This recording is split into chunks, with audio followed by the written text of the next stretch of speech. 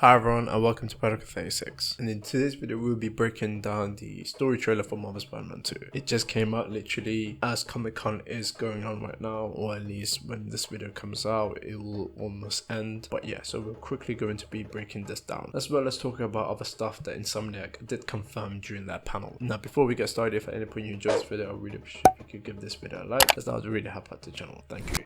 Also guys, I just want to say thank you so much for 2,000 subscribers. It really means a lot to me. We just hit it, I believe, last week, but yeah, thank you so much for that. Now let's go into the breakdown. In the first part of the trailer, we are officially introduced to Harry Osborn in the Insomniac universe. We've seen Harry here and there, we even heard his voice, though I believe they changed his voice actor for some reason. But in this case, we actually do see him in the flesh, or at least outside of a tank. But yeah, he looks to be a little healthy, though then again we do see him walking around with a walking stick.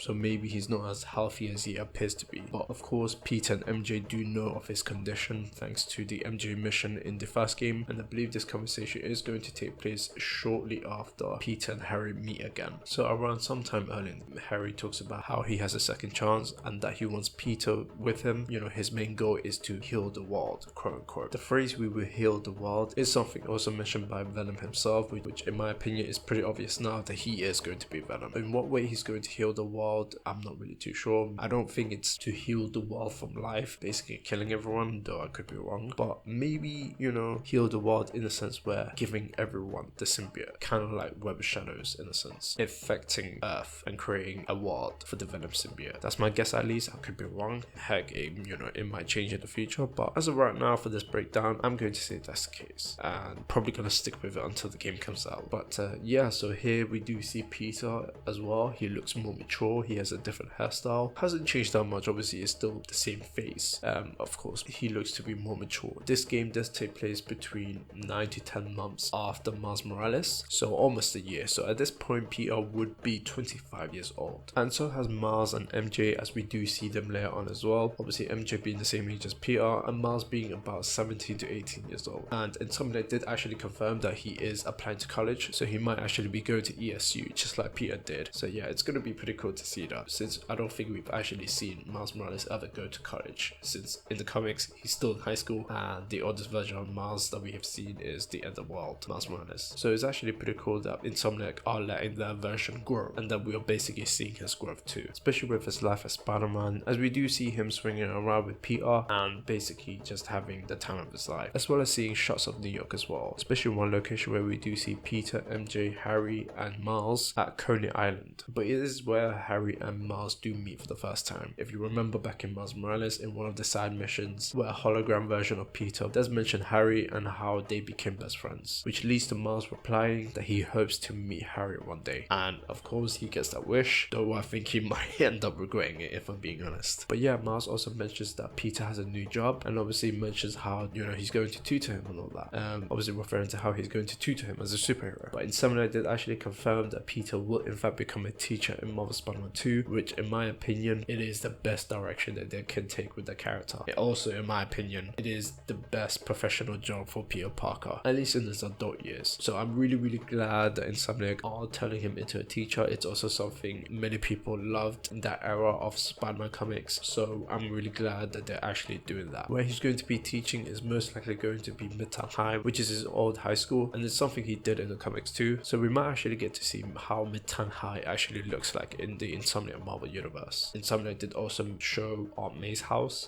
which is where Peter is going to be living now. I did make a mistake though in my last breakdown of the gameplay demo, where I did mention that Peter breaks out of a house, how it's Aunt May's house, where Ronnie from News to Astonished did correct me by saying that it's actually Dr. Connors' house. But yeah, sorry about that. One thing I did notice though, just behind Miles, there is a sign that looks to be a shape of an eye, and immediately I thought of Mysterio, since he does have eye symbols on his costume. So I do think that there's going to be a mission where we do fight Mysterio in Coney Island, or at least I hope that's the case, since I think that's the perfect location to fight someone like Mysterio in. The trailer also shows us glimpses that we've already seen from the gameplay demo, but one character they haven't shown us is a character called Grizzly, basically a bear-like Spider-Man villain, but is very unknown. I think he's even a joke villain, if I'm being honest. But yeah, Insomniac decided to include him and even show him, so So Grizzly is confirmed, I guess.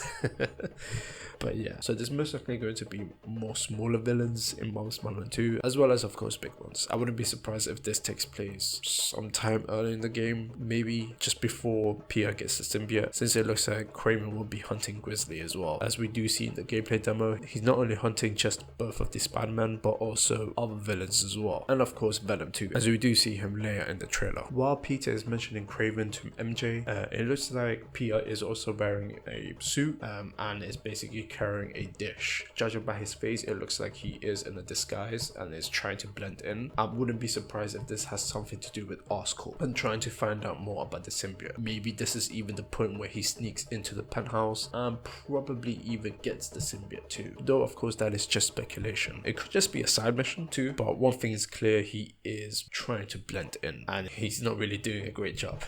After one of Kraven's cyber dogs basically tries to attack Spider-Man, similar to what we see in the gameplay demo, we do see a group of soldiers surrounding a crater. Now this is obviously the Venom symbiote. Insomniac has also confirmed that the Venom symbiote in Marvel Spider-Man 2 is going to be an alien, so he's not man-made like he is in the Ultimate Universe, but in fact going to be an alien, which is actually a theory that I had, I think, back in 2021 as well. So it's pretty cool that they actually sticking to the roots of the 616 universe too, and they're probably going to do a bit of both like they've done in Spider-Man PS4. I wouldn't be surprised if this is actually a flashback, and we're basically seeing how Oscorp acquired the Venom symbiote, how they experimented on it, and how they were trying to use it as a cure, which is obviously why it's trying to quote-unquote heal everyone. Next we get into Miles obviously telling Peter that he's just a call away, telling him that he's always going to be there for him. However, what happens next is really interesting, because we do see Martin Lee show up, of course indicating that he was actually taken to prison after Marvel Spider-Man 1, after he was knocked out by Otto, and Miles is confronting him for the first time.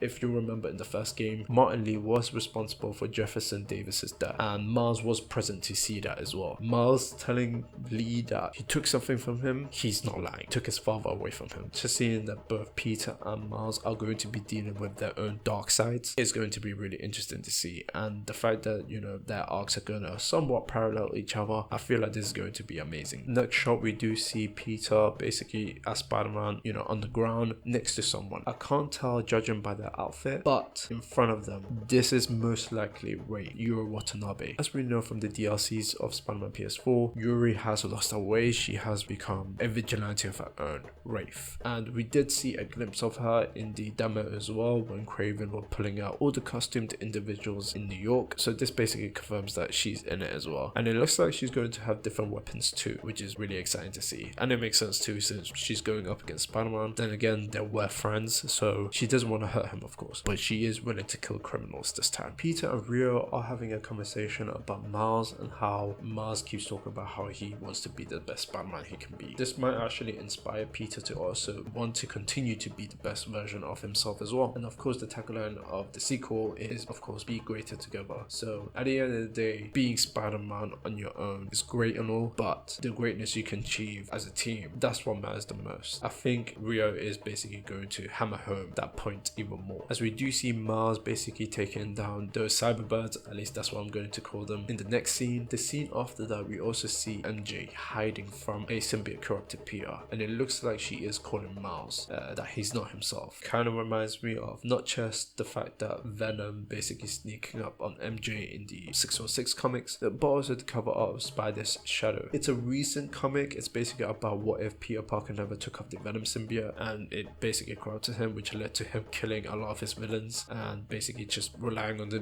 symbiote as much as he could. We also see him sleeping while having the symbiote on, and he's sleeping in the air and everything as well. Don't know if we're going to get a scene like this in Marvel Spider-Man 2. I wouldn't be surprised if we do, but yeah, this specific shot does remind me of the cover of that specific issue, and I do think we will play as MJ in that section, hiding from Peter. And obviously I don't think Peter is going to come after her to kill her, but something is happening where he has to basically try and find her, And while Miles is dealing with Craven, he also has to deal with Peter, which will eventually lead to that fight. And I think that's what they're basically setting up as well, especially when in the limited edition trailer where they do show the Marvel Spider-Man 2 version of the PS5, which looks sick by the way, and I'm definitely going to get that. The dialogue that was used there does look like that Miles is going to help Peter get rid of the symbiote for him while fighting him, and of course using the Venom strike. So I do think that's what's going to be happening here, and I do think they actually did use real dialogue in that specific trailer. I could be wrong, but I do think that's the case.